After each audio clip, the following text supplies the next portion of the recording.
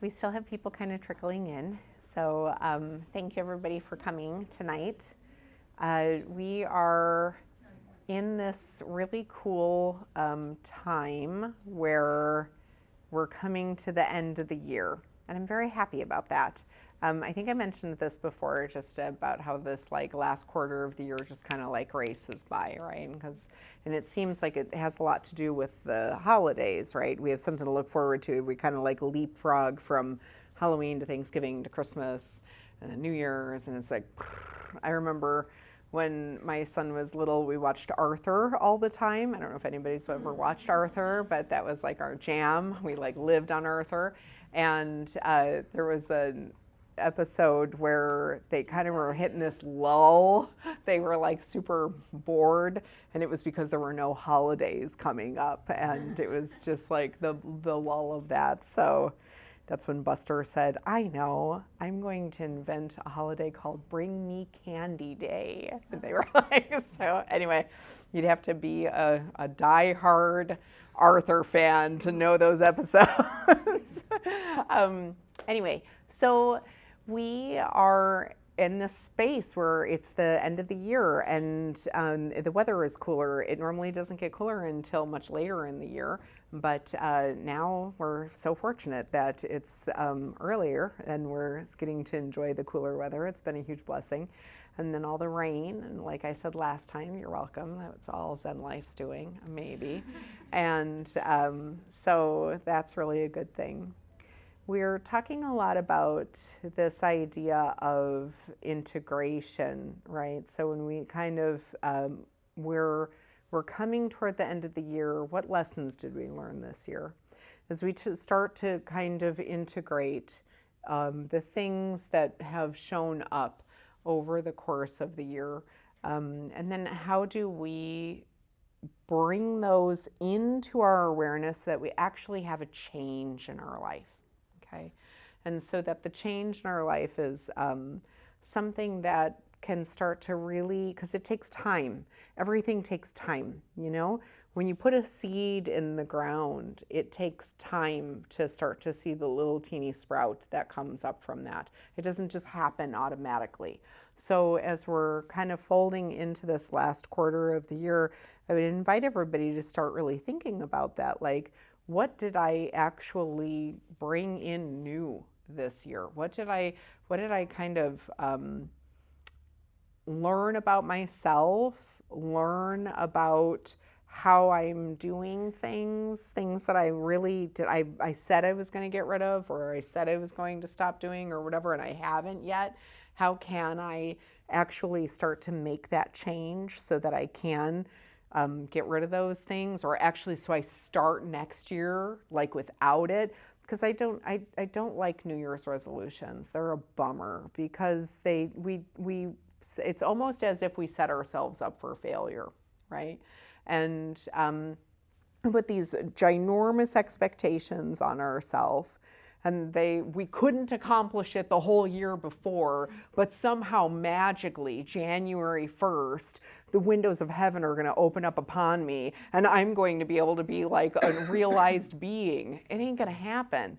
And so then by the time February hits, all of the New Year's resolutions are broken, and it's Valentine's Day and we eat chocolate all over again, or whatever the case may be, right? And so it's the time for us to actually start making these little micro changes and then integrating those changes into us so we can start to see what we've been doing is in the last quarter of the year. So I look at it from like a business side, right? I've got the last quarter of the year. What did I accomplish all year long?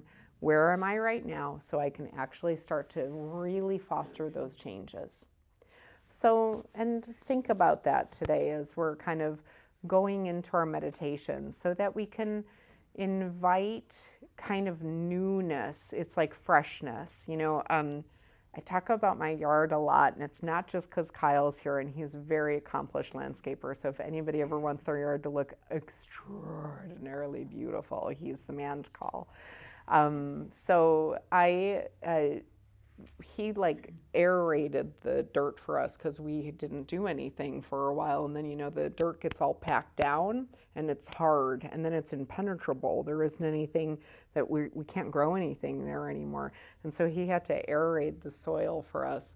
And then even after he did that, after we replanted everything and then put all that new stuff in there, it took time for it to catch up, to actually turn into the beautiful thing that it is now, right? It doesn't happen overnight. So, and now we're seeing the fruit of all of that, right? The rain came and everything is like so huge and so grown. It's unbelievable. And so that's what we're doing here. We are planting our seeds. When we go through hard things, when we go through things that are difficult, that's like us getting our soil aerated, It probably doesn't feel very good to the microbes in that soil when it's being poked at first and jimmied around, right? Whatever little organisms are living underneath there. And then all of a sudden there's some space and then they can breathe and it lets in all the new nutrients and then everything starts to flourish. That's us. We're the same. Okay, those little pokes that we got all year long, where did the space show up so that we can actually have better life now and change, right? So that's what we're focusing on all this month, is how we integrate everything that we've kind of learned throughout the year and then start to become this new, beautiful, open vessel for change and for good things, That's really hopeful. I feel like that's much more hopeful, okay? All right, who has never meditated before? Really? 2? Okay, that's it. So we're in good. 3, okay. It's super easy. So I will go over the mechanics of meditating just because it's helpful. It doesn't mean that you have to follow this rigidly, but it's helpful. So we have these 2 channels in our body. Okay, we have left-hand channel and we have a right-hand channel. And so the left channel is the feminine side of the body, and then the right-hand channel is the masculine side of the body. So if you think of like a battery, you have a negative sign and you have a positive sign. And so that's what we have, these 2 kind of opposing forces. And then there's the central channel, and the central channels are really important. It's the sushumna, and that's where these 2 opposing channels meet, okay? So that's why when we go to meditate, it's beneficial if we sit up straight, because we want the channel, that central channel, to be able to flow up and down.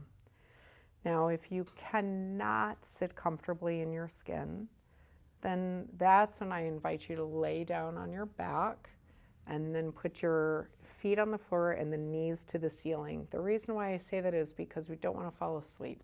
There's a huge difference between meditation and a nap, okay? And so, but it's true, and we do that. I mean, my stepmother, who introduced me to this whole world, I love her so much. And one time we were in a meditation class together, and she was sleeping sitting up, and I'm like, you're amazing. I don't know how you do that. That's super, super, super cool. I only saw her do that one time. She was a very good meditator. She just was like running a million miles an hour. And so, so that was really cool. So it can happen, seated position. You can still nod off. But I know we have, there's a couple of people, kitty cat once in a while, yeah. So, and Chris and I, we were meditating the other day and we were sitting there and he was really quiet and I'm like, that's cool, he's really into it. And then I opened up my eyes and he was like, it's like, that's so, anyway. So it happens. But when the feet are on the floor and the knees are to the ceiling, it's helpful because then that way you're still engaged and you're not just like in a place where you're just like going to go and cash out, okay? So let's go ahead and sit up nice and tall. So you can sit in a cross-legged position if you want to. You don't have to get all crazy. You don't have to do half lotus, full lotus. You don't have to do anything like that. Just a nice, easy, seated, cross-legged position will do. And then you're going to go ahead and rise up as if your top of your head is being pulled up by a string like a marionette. And then that will kind of force your chin to kind of tuck back a little bit. And then you can just kind of take your sits bones and just kind of let them rest into the seat. And then that should just line everything up nice and straight. Then whatever you choose to do with your hands, you have lots and lots of options. You can have palms face up, you can have palms face down. You can have palms face up with chin mudra, which just means your thumb and index finger are barely touching. You can, if you're cold, which it's kind of warm in here tonight, but you can take your, if you have more feminine feel tonight in your body, take your left hand and put it underneath your right. If you have more masculine feel, then take your right hand and put it underneath your left. Okay? And then you will just gently close your eyes. It's important not to smash your eyes shut. You just want to have them gently closed. And then let's everybody take a nice deep breath in. And then exhale out. Now check in with your jaw. What's going on there? Is your jaw tight and clenched? Is your mouth like pierced shut? We want that loose. We're still breathing through our nose. Breathing through our nose is really important as opposed to our mouth, but unless of course you have like stuffy nose or something, but more oxygen comes into your nose. The nose is for breathing, the mouth is for eating. And then if you can, put the corners of your mouth up. That's helpful sometimes because it just tells your whole central nervous system that it's okay and you're happy and peaceful.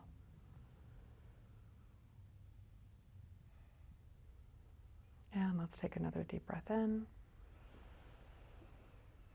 And exhale out.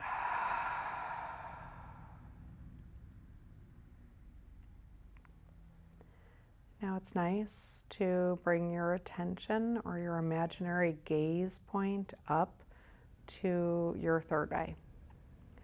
So it's a little bit above your eyebrow line and in about an inch or two. So your eyes are closed and it's almost like you're crossing your eyes but then looking up at that third eye point. This is another activation. So each one of these things that we're doing, strangely, are just little activations. When your fingers are in Chin Mudra, that's an activation. And then when you bring your imaginary gaze point up to your third eye, it's another activation. You're telling your central nervous system that you're preparing to do something important.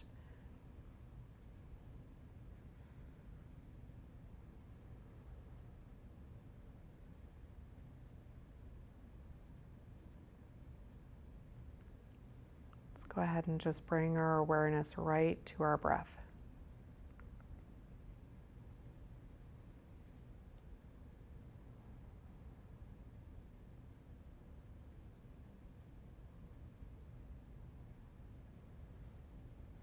Feeling the inhales and the exhales going in and out of your nose.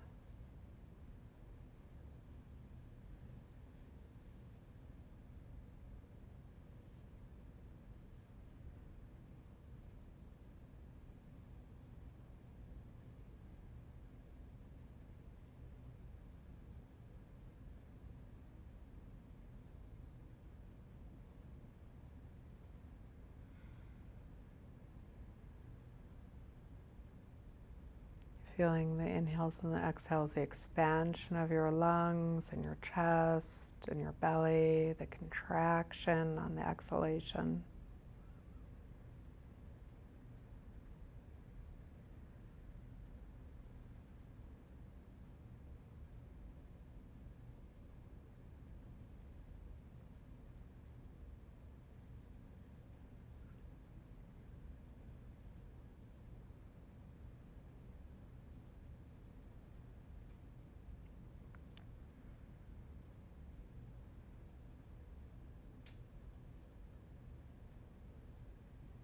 During the course of this year, we have worked on observing And we have worked on our breath.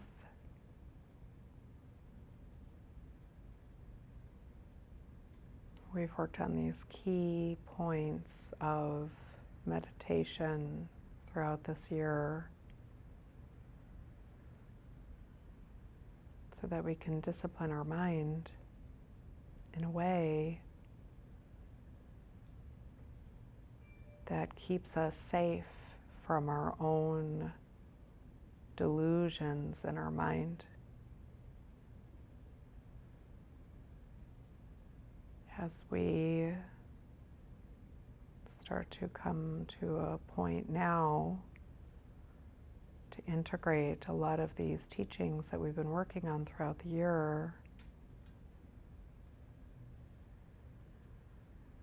it's preferable to start bringing awareness to the body and the mind together.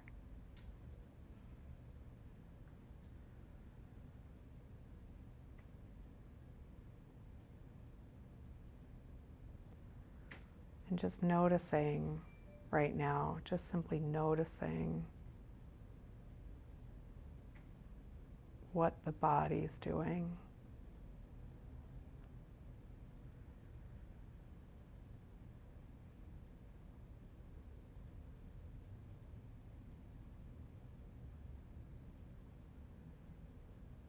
If there's a spot that feels uncomfortable, or maybe everything just feels like it's in a state of ease. But for right now, we just notice what's coming up in the body, in the back, in the abdomen,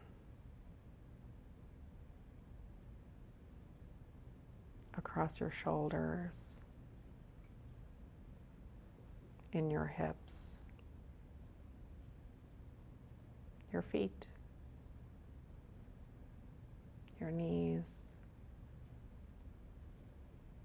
your hands, your neck,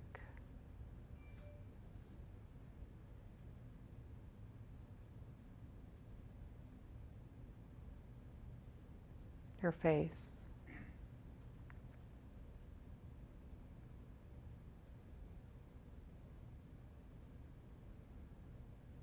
if something doesn't feel comfortable, breathe directly into the spot that doesn't feel comfortable, as if your inhalation was being directed to that spot and the exhalation was releasing it.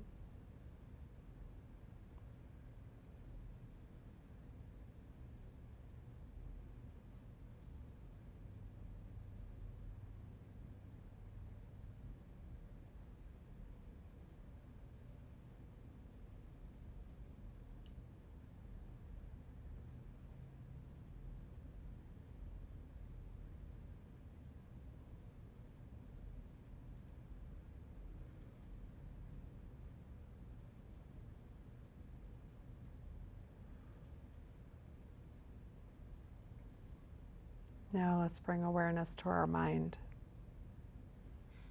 our thoughts. It's okay if there's a lot of thinking going on. Resist the temptation to get frustrated.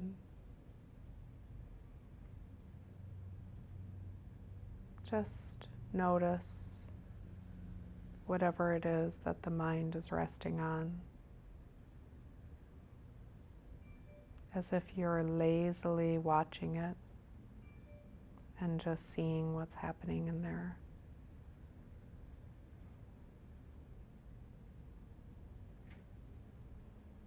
Resist the temptation to judge it. And if it's in your wheelhouse, invite it to leave. Let it know that you'll get back to it later.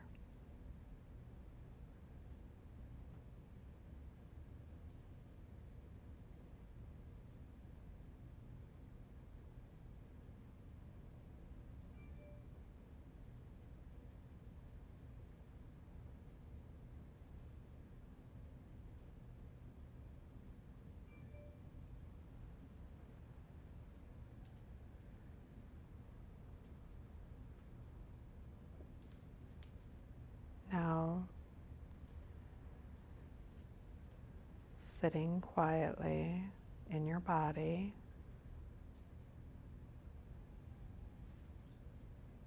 Allow yourself to reconnect with your breathing, trusting that whatever comes in can be directed out with your breath.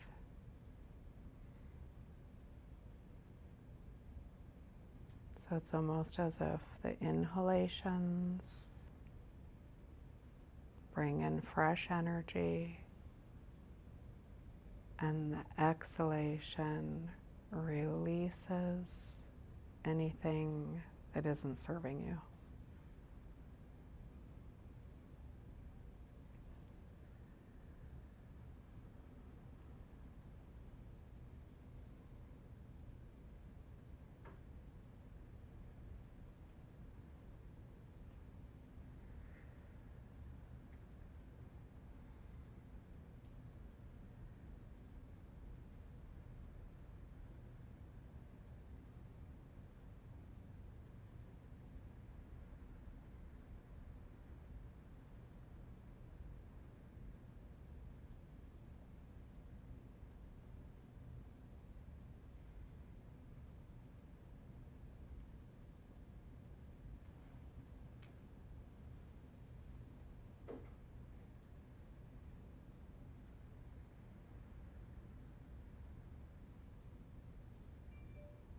Just continue to breathe into your body.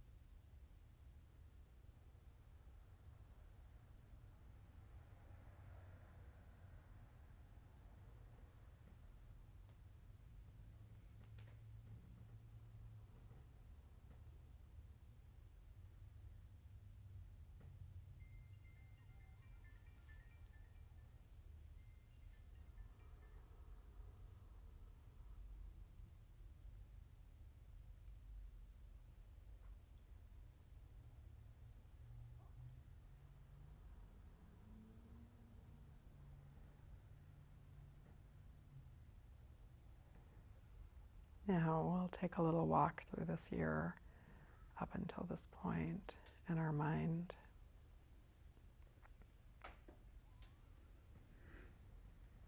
At the beginning of this year, you may have had goals or ambitions.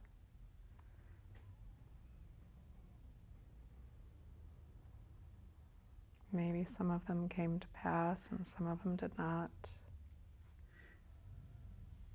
But as the year went on, there were lessons and trials and wins and losses that have brought you now to this point.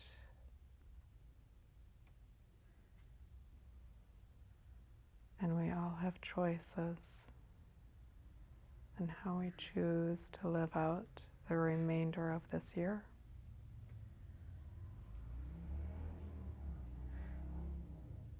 And if we connect with our breath and invite stillness into the body,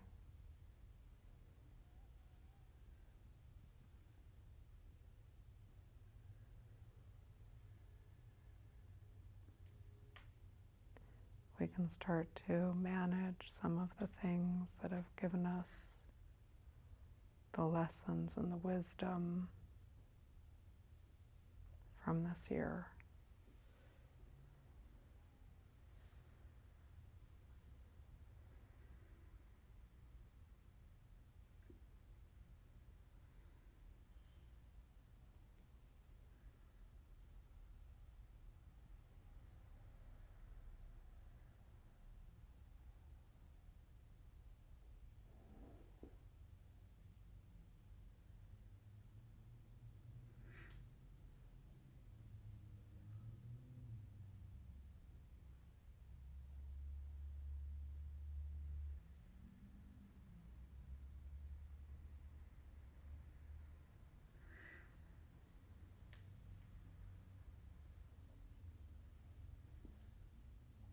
Reconnecting with your awareness of the breath coming in and out of your nose.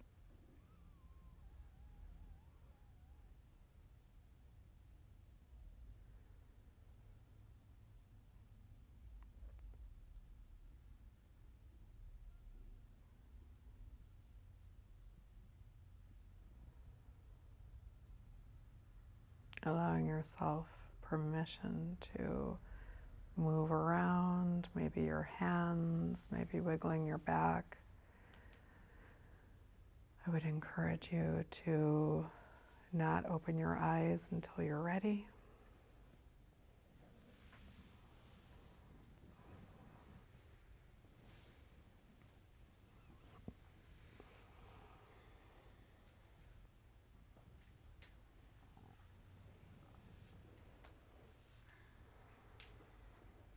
Okay, so why do we all gather here for meditation?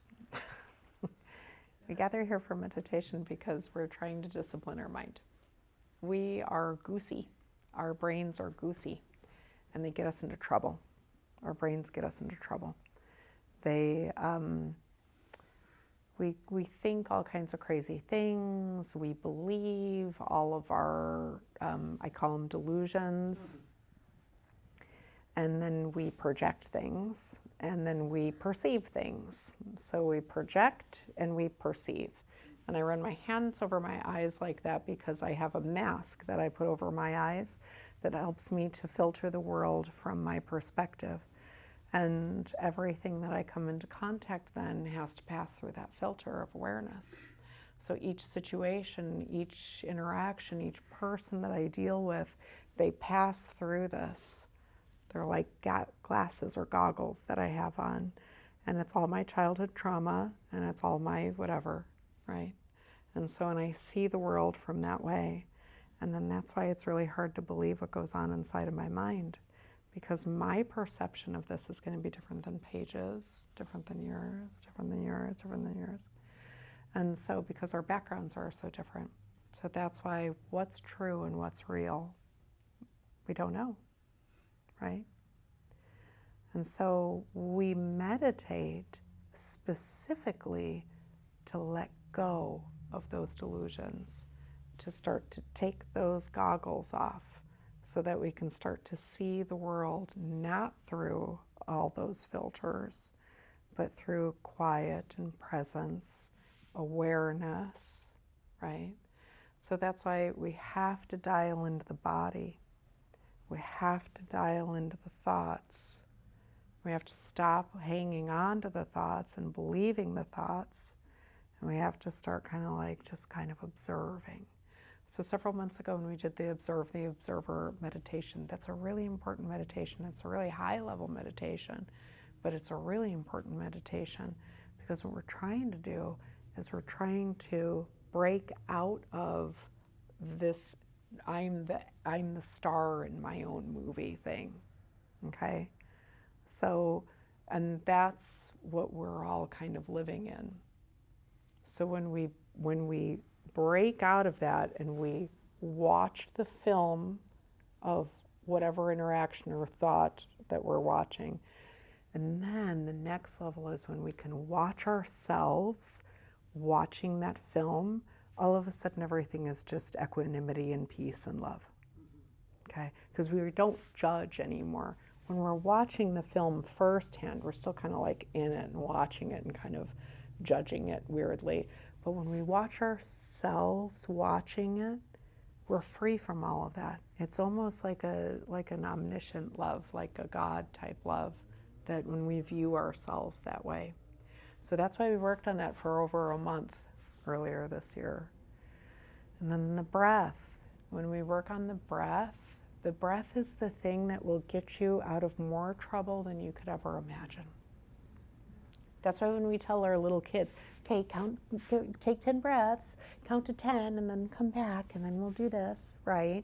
Those little teeny coping mechanisms that we try to tell our kids, but we don't actually do, they're really important. Because when we can settle in with our breath, even for just a few minutes, whatever is coming up right here quiets down and we don't need to go through that anymore. We don't need to interact with that anymore, okay?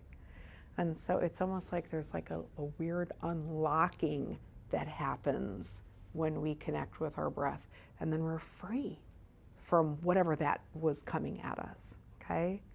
And then finally, being aware of what's going on inside of our body.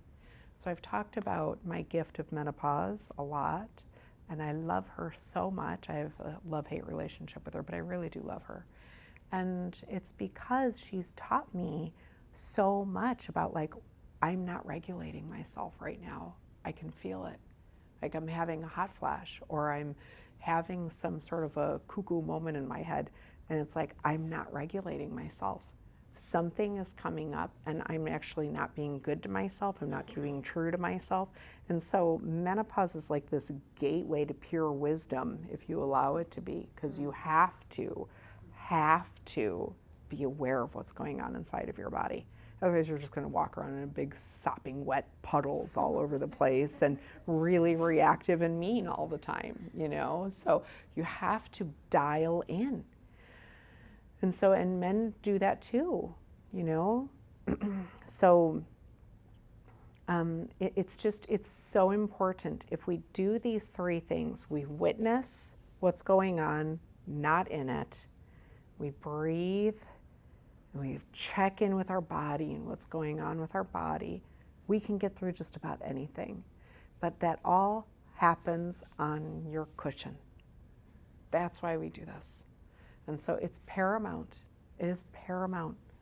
And so this is like the catalyst for freedom, for breaking out of samsara. Okay, samsara is this wheel of suffering that just keeps on going, right? And this practice, the reason why we get together every week, and I pray to God that you guys go home and you try even like 2 minutes of meditation every day, is because we're trying to break out of samsara. And as each one of us does that, we help the rest of the people in our community do that too, because our vibration is automatically higher. And as soon as our vibration is higher, we share that with somebody else, and that raises their vibration. And they're like, I like you. What is that you're doing? I just sit around all day. I sit on my cushion. That's what I do. It's like, it's the best, okay? So I bring that up because I want you guys to know that it's like, I take this practice really, really seriously. It's really important to me. And so, and I open the studio for us to be able to come together to do this so that we can like feed off of each other's hopes and dreams for enlightenment or whatever it is that you want. You want nirvana? What is it that you're shooting for, you know? I mean, I think we're all trying to hit nirvana. I think that that's the goal. Otherwise we wouldn't be here. But in order to get out of that loop, that repetitive cycle, you have to observe, you have to be aware, and you have to breathe, okay? And when we're distracted and phones are going off and this is happening and this is happening, we're not present. We're all over the place. And I'm the worst. I actually found myself having an anxiety attack the other day because I left the house without my phone. And I was like, it was really interesting.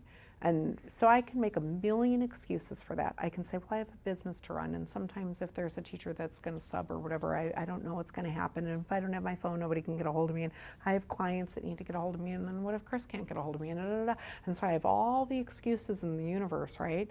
But I was born in 1973, and like we did not have cell phones everywhere, and I rode my bike all over the place, and I didn't die.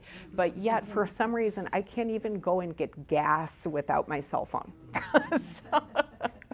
Because I live in a state of distraction with it, you know? So it's like we can be free from these things in these little microcosms, okay? So work on that this week. Take it seriously, not in a bummer way, but in a like, I desire better for myself, and I know that this is the way to do it. I desire better for myself, and this is the way to do it. And it's so simple, so difficult, because you have to sit quietly. And for some people, that is like nails on a chalkboard, okay? And then at the same time, so simple. So simple, okay? You don't need to go build a house. You don't need to go and like do anything crazy. Just sit. Okay? All right, everybody. I'll see you all next week. Thank you so much. Just leave your cushions and everything. We'll clean it all up. Thank you.